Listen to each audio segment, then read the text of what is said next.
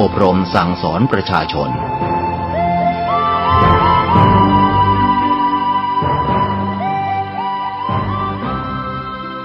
การใช้สื่อวิทยุจะเข้าไปถึงครัวเรือนได้โดยพระสงฆ์ไม่ต้องเดินทางเข้าบ้านการใช้สื่อคือการทำงานเชิงรุกที่ดีที่สุดการรอให้คนเข้าวัดแล้วจึงแสดงธรรมเหมือนแต่ก่อนนั้นอาจจะสายเกินไป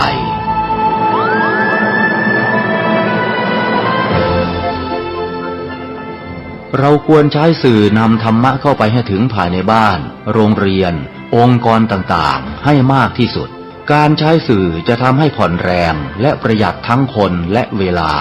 เทศนาผ่านสื่อเพียงคนเดียวเสมือนเราเนรมิตนักเผยแผ่ได้เป็นหมื่นเป็นแสนนักเผยแผ่นั้นนอกจากอบรมตามหลักสูตรธรรมดาเพื่อให้ได้วุฒิบัตรรับรองแล้วพึงอบรมเรื่องการเทศนาการเขียนการค้นคว้าซึ่งอาจจะเป็นเรื่องเฉพาะตัวแต่ก็สามารถฝึกขึ้นมาได้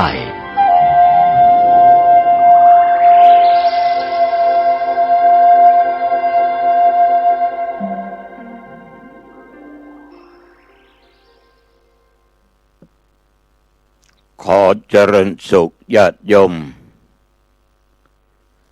ท่านผู้ฟังทั้งหลายทุกท่านทุกคนวันนี้รายการธรรมะก่อนนอนตัวเจ้าวัดหนองตองหางดงจังหวัดเชียงใหม่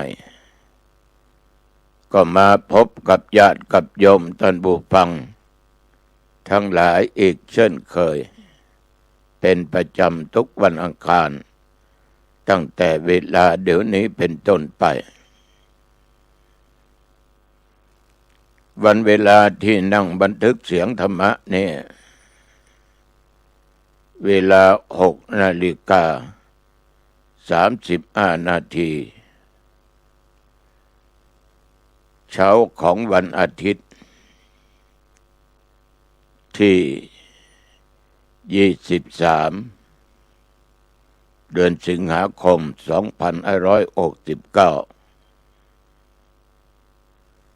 บันทึกเสียงธรรมะในห้องพักผ่อนห้องนอนหลับ นั่งอยู่บนเตียงนอนนะเอาหลังพิงกับหมอนก็ได้นำเอาเครื่องบันทึกเสียงนั้นมาถือไว้เดี๋ยวก็นั่งบรรยายให้แก่ญาติแก่โยมท่านทั้งหลายได้รับฟังกัน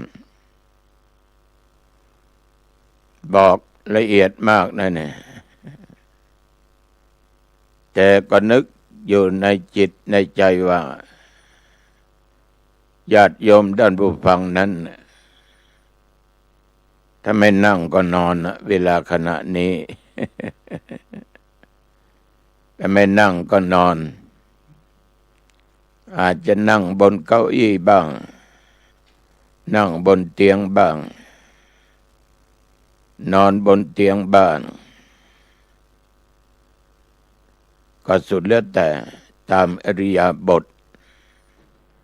อาจจะยืนจะเดินฟังนั้นก็มีน้อยแต่ก็ไม่แน่นะบางท่านเดินไปโน่นเดินไปนี่แล้วก็เปิดวิทยุไว้ก็ได้ฟังบางก็ยืนนิ่งยืนฟังบางท่านบางคนก็ทานนั้นทานนี้ผลไม้บ้างกาแฟบ้างอะไรก็ไม่รู้นะแต่ก็ฟังสรุปแล้วโยมจะฟังโดยอิริยาบถใดก็ได้ตามสบายของญาติของโยม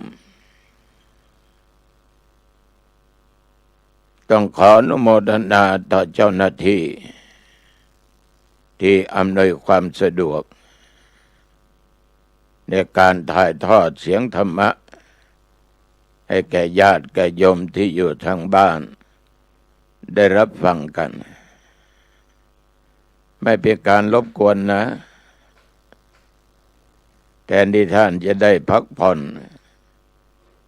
ก็ยังมาถ่ายทอดเสียงธรรมะรายการธรรมะก่อนนอนให้แก่ญาติแก่โยมอยู่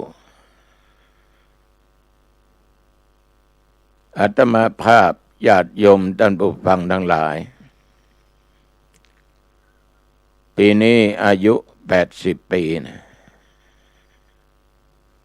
จะเต็มก็ไม่สักกี่วันข้างหน้าในวันที่7 เดือนกันยายน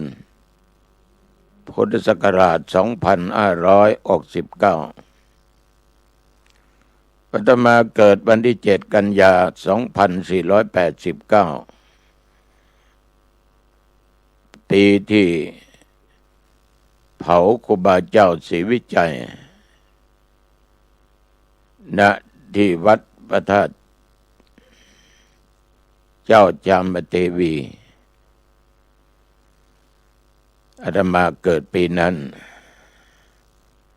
มาจนถึงปัจจุบันนี้ได้80 ปีพอดี ได้80 ปีพอดีชีวิต80 ปีดังที่เคยกล่าวไว้ว่าเรามีความตั้งใจ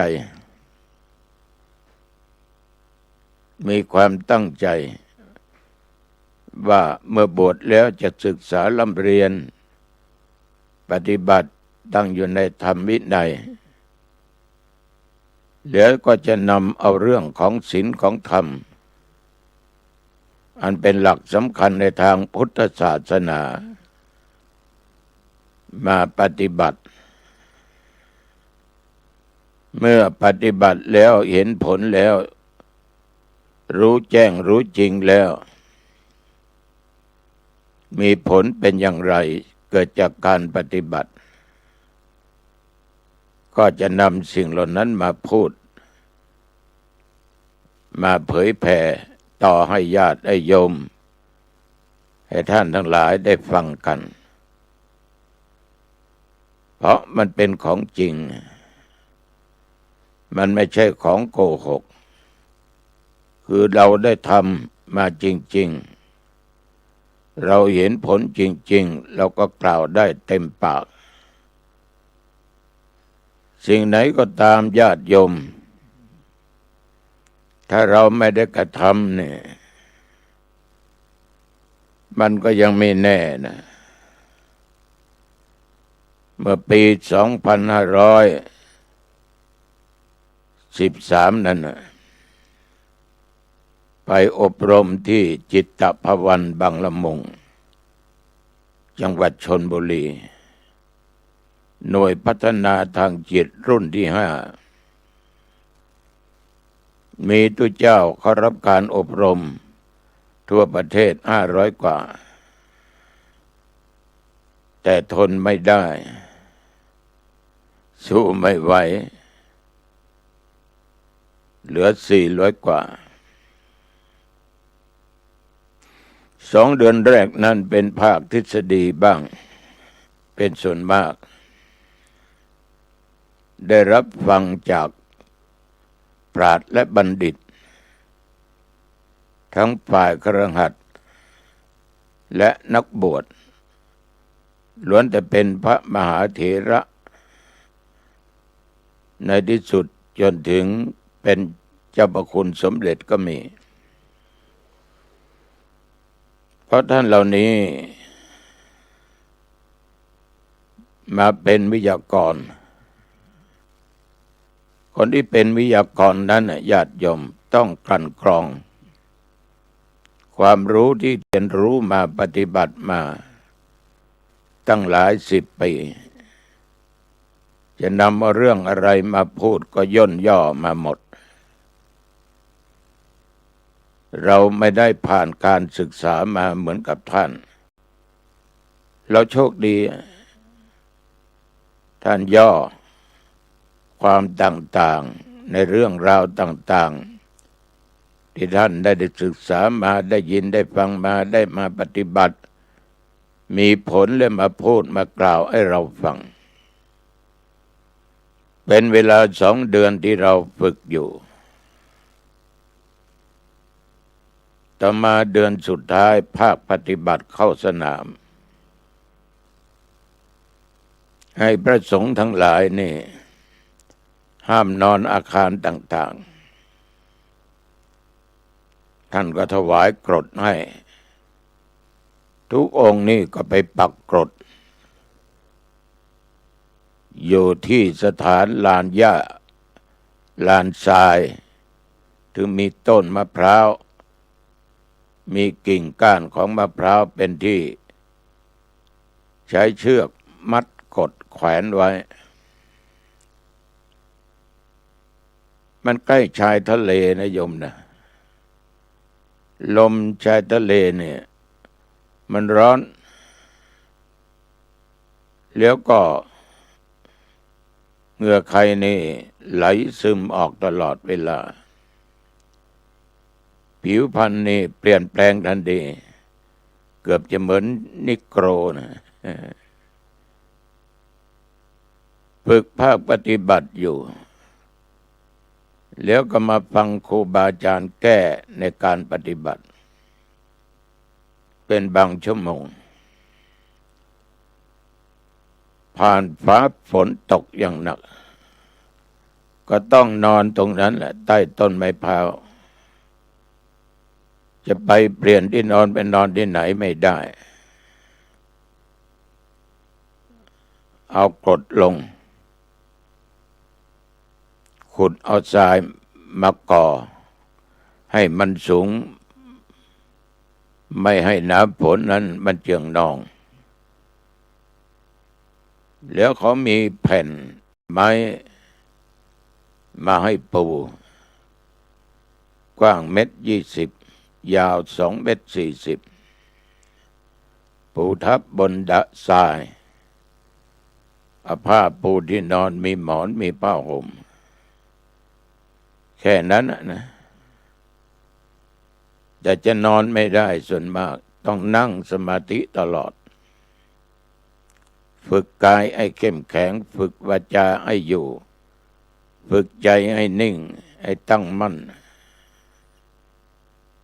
บางคืนก็นั่งหลับภาวนาแล้วก็หลับไปเลยแล้วตื่นมาเราก็นั่งอยู่ลมฝนมาไม่ต้องไปไหนอยู่ตรงนั้น1 เดือนเต็ม30 วัน30 วันจะได้ลุกไปก็เมื่อไปฉันภัตตาหารฉันน้ำปานะเขาก็นำมาถวายก็มีญาติโยมผู้ใจดีเนี่ยเอาผ้าห่มมาให้มีพลาสติกหุ้มด้วยกันน้ำฝนเราก็ฝึกมาด้วยขันติด้วยสติของตัวเองที่ควบคุมด้านจิตใจไม่ให้หวั่นไหวไปตามอารมณ์ต่างๆเมื่อจบ3 เดือนแล้วก็ยังมีต่ออีกศึกษาปฐมพยาบาลดูแลคนไข้ปูผ้าบนเตียงนอนของคนไข้ปูยังไงเราก็ศึกษามาจากยมหมอเขาทั้งหลายฉะนั้นการฝึกเป็นสิ่งที่สำคัญสิ่งไหนที่เราผ่านมาเราสามารถพูดได้เต็มปากดังที่ว่าเหมือนโยมปลูกแตงโมปลูกทุเรียนปลูกมะม่วงปลูกลำไย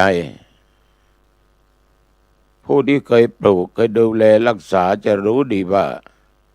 ลำไยเป็นยังไงชอบดินอะไรสมควรจะใส่ปุ๋ยชนิดไหนชนิดใดเคยทำมาเป็น10 ปีก็ตึกตองไต่ตองตรวจตาดูจนช่ำชองแต่คนหนึ่งไปเรียนมาผ่านการเกษตรมาฝากทฤษฎีมาพูดได้ไหมพูดได้แต่บางครั้งทำไม่ค่อยได้ผล ฉะนั้นที่จะได้ผลนั้นก็จะต้องผ่านการปฏิบัติมามีญาติโยมหลายท่านหลายคนไม่ต้องจบอะไรแต่ฝึกมาตั้งแต่เป็นเด็กกับพ่อกับแม่เหมือนอู่ซ่อมรถนี่ในยุคสมัยก่อนก็ไม่ได้เรียนนะ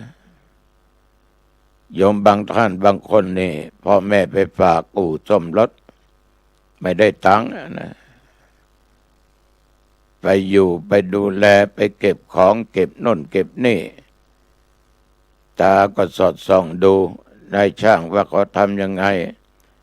ในที่สุดหัวหน้าเอาน็อตมาใส่ตรงนั้นทำนั้นด้วยเดี๋ยวก็เป็นเองนะ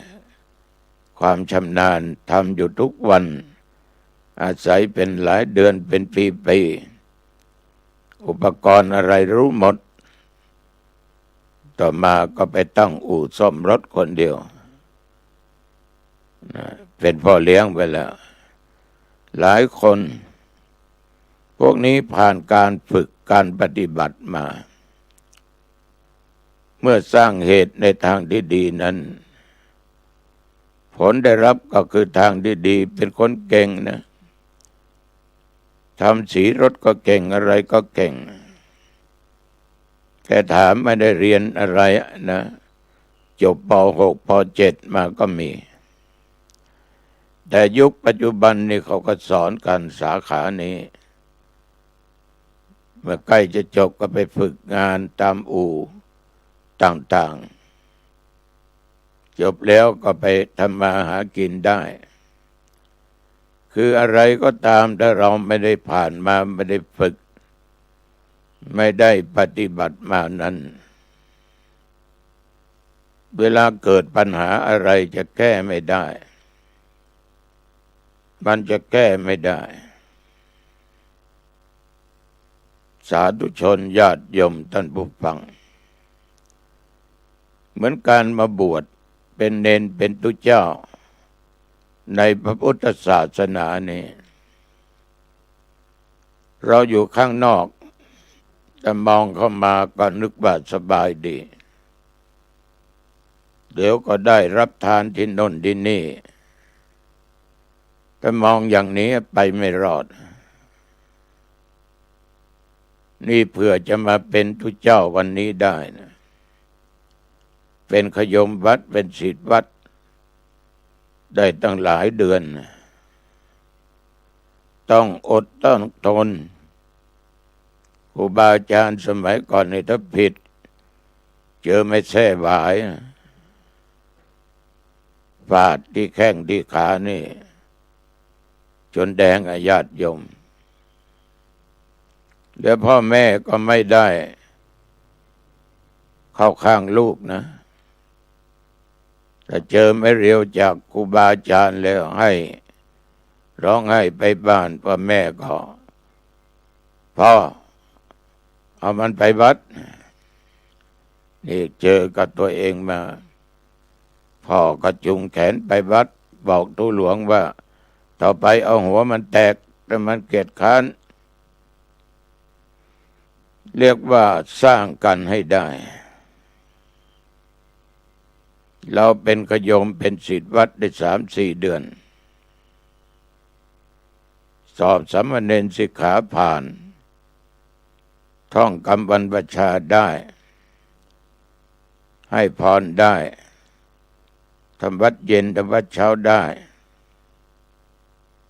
แล้วก็เทศนาธรรมอานิสงส์ออกบวชได้ในสมัยก่อนก็เป็นตัวเมืองภาษาล้านนานะต้องเขียนได้อ่านได้จึงเทศได้ก็ผ่านมาสิ่งเหล่านี้ผ่านมาทุกสิ่งทุกอย่างต้องมีขันติคือความอดทนอดกลั้นอยู่วัดไม่มีความอดทนอดกลั้นขาดขันติขาดสติธรรมะจะอยู่ไม่ได้ฉะนั้นญาติโยม ครูบาอาจารย์ทั้งหลายท่านผ่านมาแล้วในชีวิตรู้ดีรู้ชั่วรู้ชอบรู้อันไหนเป็นบุญอันไหนเป็นบาปอันไหนดีไม่ดีท่านก็รู้สิ่งที่ผ่านมานั้นเราสามารถนำมาพูดได้เต็มปากไม่เก้อเขินเพราะการผ่านมานั้นมันเป็นหลักฐานมันเป็นพยานได้อาตมาก็ตั้งใจเข้ามาบวชจนได้เป็นทุเจ้าได้เผยแผ่ธรรม50 กว่าปีแล้วเกือบ60 ปีแล้วก็ดีอกดีใจแต่เราก็ผ่านครูบาอาจารย์ที่เป็นผู้ชี้แนะชี้นำมาหลายองค์ด้วยกันหลายองค์ด้วยกันที่ดูแลเราบางครั้งก็ถูกด่าบ้างว่าบ้างบางทีนะญาติโยมเราทำอะไรไม่ได้นะอาจารย์ที่ดูแลเราเป็นตุเจ้าเนี่ยท่านว่าเลยนะเกียรติค้านอย่างเนี้ยจะหาความเจริญก้าวหน้าไม่มีว่าอยู่นั่นแหละจนเราร้องไห้คนร้องไห้คนโง่ โดนซ้ำเข้าไปอีกในระยะนั้นบางครั้งคิดจะโกรธให้ครูอาจารย์แต่ต่อมานี่ญาติโยมเราใหญ่มาโอ้ถ้าไม่มีท่านเหล่านี้เราอยู่ไม่ได้เราจะไม่มีวันนี้ได้เพราะมีครูบาอาจารย์คอยชี้แนะดูแลปกป้องคุ้มครองเราอยู่ตลอดเวลาเราจึงอยู่ได้และอยู่ได้ด้วยศีลด้วยธรรมไม่ว่ากฤหัสถ์ไม่ว่านักบวชจะอยู่ได้ด้วยศีลด้วยธรรมนั้นเพราะว่าถ้าเรามีศีลมีธรรมอยู่ในจิตในใจทางเดินข้างหน้ามันโล่งหมดมีอะไรมากีดขวางมันก็สามารถแก้ไขได้แต่ถ้าเราไม่มีศีลมีธรรมมีปัญหาอะไรมีอะไรกีดขวางข้างหน้าแก้ไขไม่ได้ญาติโยมท่านผู้ฟังทั้งหลายฟังแล้วอย่าเพิ่งเชื่อทุกองค์นี้นะฟังหูไว้หูก่อนนะฟังด้วยสติแก้ไขด้วยปัญญานะอาตมาไม่ชอบหลอกลวงใครหรอกพูดแบบตรงไปตรงมาแต่นั้นส่วนมากก็มีคนชอบไม่ชอบก็มีบ้างนะเพราะสังคมปัจจุบันไม่ชอบของจริงย้ำหลายครั้งไม่ชอบของจริงเราพูดจริงทำจริงเอาสิ่งจริงๆมาพูดหาว่าเราเป็นคนอย่างนั้นเป็นคนอย่างนี้ไม่น่าทำบุญไม่น่าคบตุองค์นี้แต่ถ้าใครชอบหวานล้อมดีๆพูดเอาใจเนี่ยปากหวานเหมือนน้ำตาลเมืองเพชรนะยมชอบแต่น้ำตาลนี่มันขมนะ มีรสขมอยู่นะหวานจริงๆก็มีนะแต่อาตมานี่หวานไม่เป็นนะมีแต่เปรี้ยวมีแต่ขมนะ ฉะนั้นจึงขอฝากไว้เป็นความคิดสีลังโลเกอนุตตรังสิ่งใดในโลกที่จะประเสริฐนอกจากศีลไม่มีสาธุชนญาติโยมคนเราทั้งหลายทั้งหญิงและชาย เราทั้งหลายได้อยู่ร่วมกันเป็นสังคมตั้งแต่ครอบครัวหมู่บ้านตำบลอำเภอจังหวัดภาคหนและประเทศชาติประเทศไทยเรานั้นมี70 กว่าจังหวัดมีพลเมืองตั้งหลายล้าน60-70 ล้านเราอยู่กับสังคมในวงแคบคือสังคมภายในครอบครัว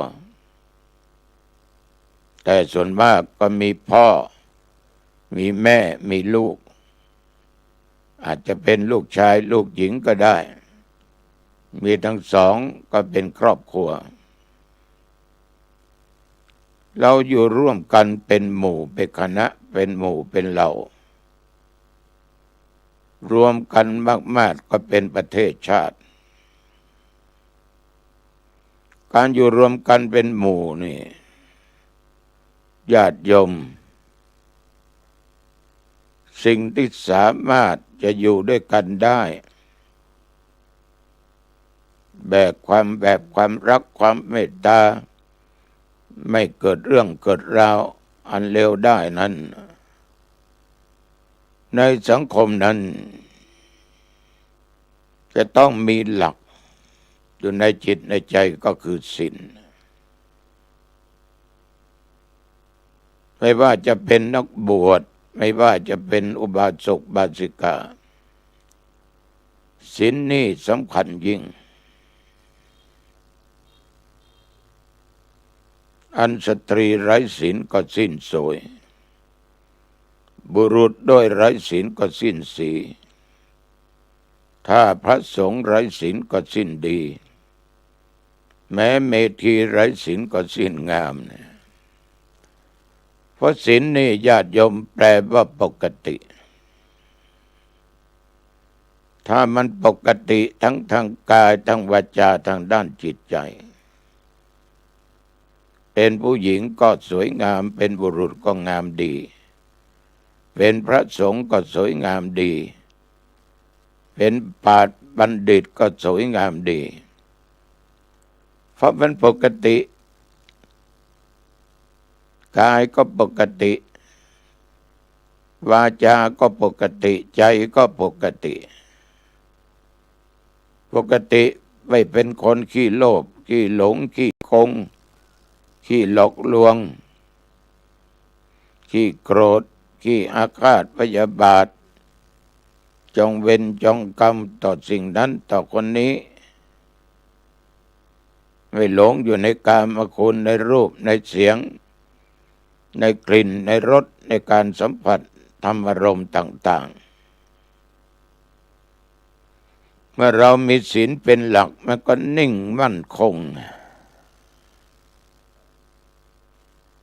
มันปกติหมดในหมู่เหล่านั้นชุมชนนั้นก็มีความสุขศีลนี้เป็นข้อปฏิบัติเพื่อความเรียบร้อยเพื่อความดีงามของหมู่คณะภายในครอบครัวนี้จะขาดศีลนี่ความบันไลเกิดขึ้นความแตกแยกเกิดขึ้นพ่อไม่มีศีลเอาแม่มีเอาลูกมีแต่พ่อไม่มี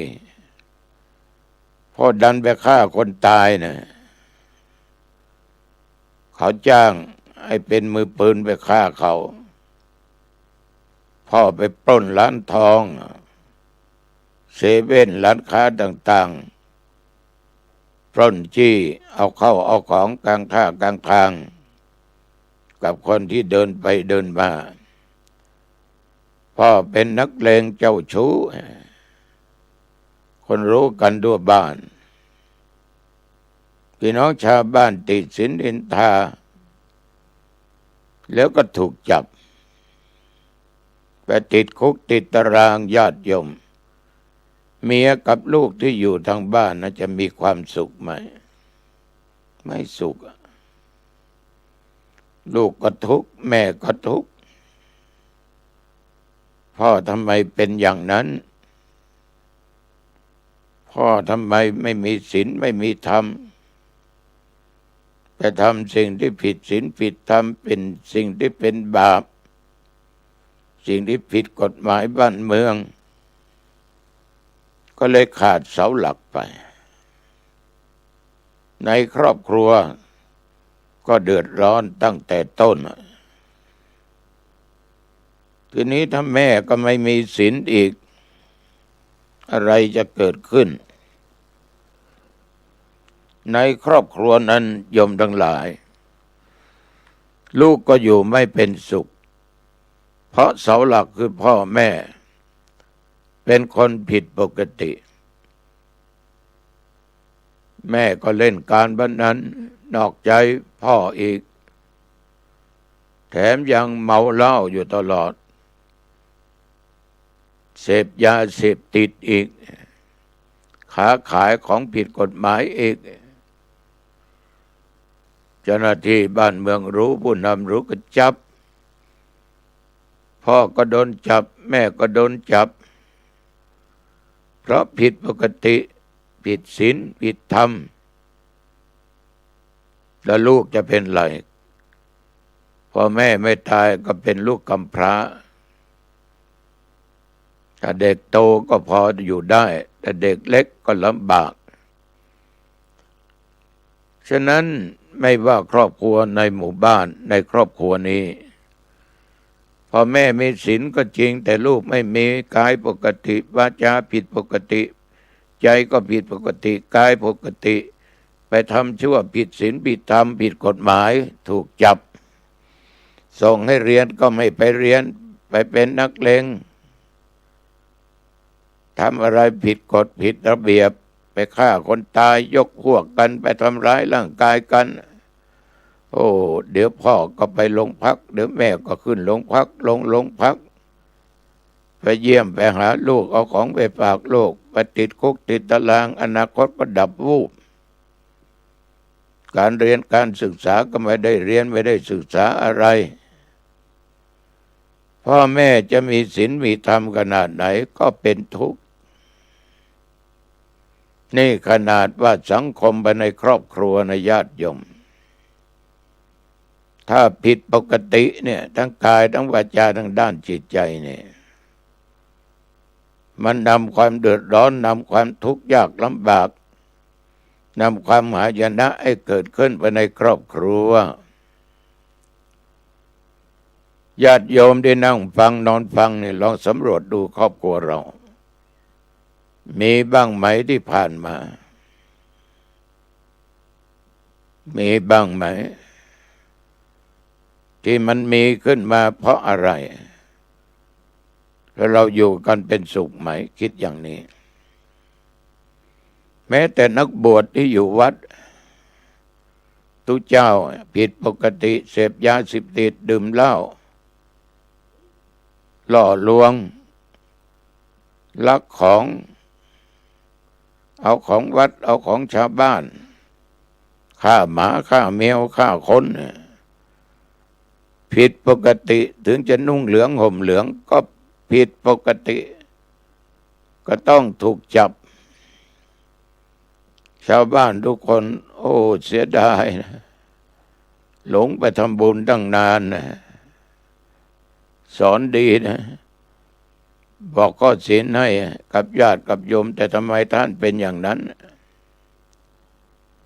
ฉะนั้นไม่ว่าเป็นพระเป็นนักบวชไม่ว่าเป็นคฤหัสถ์ชาวบ้านถ้าการดำรงชีวิตอยู่มันผิดปกติความหายนะก็เกิดขึ้นสังคมในวัดสังคมในบ้านก็ไม่เป็นสุขฉะนั้นศีลเหมือนกฎระเบียบกติกาต่างๆนักกีฬาก็มีกฎกติกาของเขาองค์กรหน่วยงานต่างๆก็มีกฎกติกามีกฎระเบียบนอกจากศีลธรรมแล้วมีกฎกติกาอย่างวัดเนี่ยก็มีกฎกติกาตื่นตี 4ล้างหน้าล้างตาเสร็จทำวัดสวดมนต์อ่านหนังสือ ทำความสะอาดวัดออกบิณฑบาตกลับมาฉันร่วมกันแล้วแต่เวลาไปโรงเรียนก็ไปไม่ไปก็ทำอยู่ที่วัดอ่านหนังสือหรือทำการทำงานทำความสะอาดฉันเพลให้พักผ่อนบ่าย2 โมงตื่นมา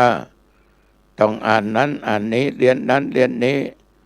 4 โมงเย็นกวาดวัดกวาดวาทำความสะอาดล้างห้องน้ำแล้วทำวัดสวดมนต์เสร็จแล้วก็อ่านหนังสือ4 ทุ่มก็หลับกฎมันก็มีอย่างนี้นะแต่ละวัดฉะนั้นญาติโยมศีลนั้นเมื่อปฏิบัติก็เกิดความเรียบร้อยงดงามดีงามของหมู่ของคณะได้ทุกวันที่สังคมมาเดือดร้อนกันอยู่ทุกวันเนี่ยมันไม่มีศีลกูว่าให้มึงว่าให้กูต่างคนต่างอวดรู้อวดดีอวดเก่งท่านทั้งหลายบ้านเมืองเลยไปข้างหน้าไม่ได้ไม่ก้าวพอจะไปก็โดนฉุดไว้สังคมไร้ศีลมันก็หมดท่าหมดงามหมดฉะนั้นศีลจึงเป็นสิ่งที่ดีงามของหมู่คณะธรรมคือข้อปฏิบัติทางด้านจิตใจธรรมะที่สำคัญคือหิริและโอตตัปปะหิริคือความละอายต่อความชั่วทุกสิ่งทุกอย่างคนเราถ้ามีความอายกลัวบาปกลัวต่อกรรมชั่วกลัวต่อผลชั่วมันจะทำผิดศีลไม่ได้เพราะมันมีความละอายยิ่งอายุมากวันพระวันธรรมเขาไปวัดฟังเทศน์สวดโยโกฮ้องเจริญเมตตาภาวนาอายุเราปุณนี้60-70จะถือเบ็ดกองไปกลางทุ่งกลางนาจะไปทอดแหจะไปตั้งสุ่มแล้วมันสมควรไหมคิดแค่นี้ถ้าคุณไปอยู่ไปเล่นอยู่ไปบ่อนกวางบ่อนไก่อยู่ยังไปนั่งดื่มเหล้าอยู่คุณลองคิดดูนั่นคือเราไม่มีความละอายใครจะว่ายังไงก็ช่างมันกูจะทำเสียอย่างคนที่มีความละอายมีหิรินี่ยอมทั้งหลายมันจะเกลียดความชั่วความเลวจะเกลียดบาปกลัวบาปเพราะมีศีลเป็นปกติอยู่แล้วถึงจะล่วงทำบาปไปบ้างท่านทั้งหลายต้องมีโอตตัปปะมีความเกรงกลัวต่อบาปต่อกรรมต่อการกระทำของตัวเองได้ทำความชั่วผิดศีลไปเป็นบางข้อหยุดไม่ทำมันเป็นบาปเป็นกรรม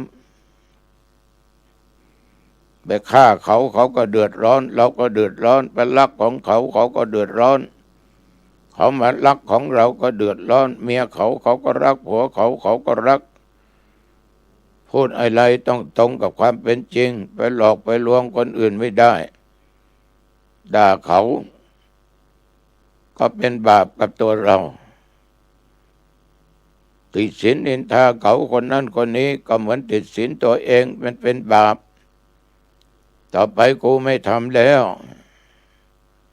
แต่ทุกวันรู้ว่าเป็นบาปก็ยังทำด่าคนนั้นด่าคนนี้ลูกเต้าบางคนยังด่าพ่อด่าแม่ด่าครูบาอาจารย์โยมบางคนยังด่าตุด่าพระเพราะ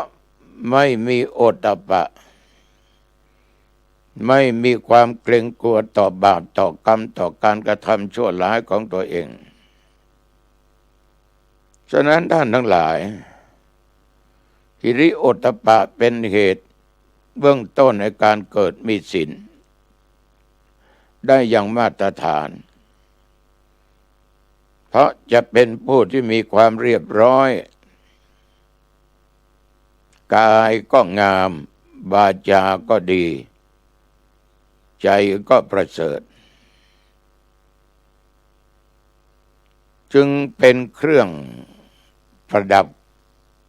กายของคนทุกชั้นทุกวรรณะทุกเพศทุกวัยเหมือนกับเสื้อผ้าอาภรณ์ที่เราสวมใส่ฉะนั้นคนมีศีลเหมือนมีอาภรณ์เหมือนการแต่งตัวนะโยมนะแต่งกายแต่งวาจาแต่งจิตใจให้งดงามเหมือนเราสวมใส่ผ้าที่เราจ้างเขาตัดเย็บหรือไปซื้อตามท้องตลาดเอามาสวมมาใส่มันก็งดงามนะแต่ผ้าครัวถึงจะงามขนาดไหนคนใส่จะหล่อจะงามแต่ถ้าไร้ศีลไร้ธรรมหมดความงามหมดเสียดายผ้าเสียดายใบหน้าเนาะรูปรอสวยงามดีแต่ใจดำอำมหิตเป็นคนใจบาปเป็นคนพูดแต่คำหยาบดิฉินดินทาคนนั้นคนนี้ตัวเองไม่เคยแก้ไขเนี่ยคนอื่นมันก็มองเห็นนะโยมนะมันมองเห็นความว่ารูปหล่อหน้าตาดีสะสวยงามมันหายไปหมดมันจืดมันจางไปหมดฉะนั้นนอกจากศีลอย่างเดียวเป็นเครื่องประดับทั้งกายทั้งวาจาทั้งด้านจิตใจศีลนี่จึงเป็นพื้นฐานจิตเป็นพื้นฐานจิตใจของคนดีเป็นพื้นฐานจิตใจของคนดี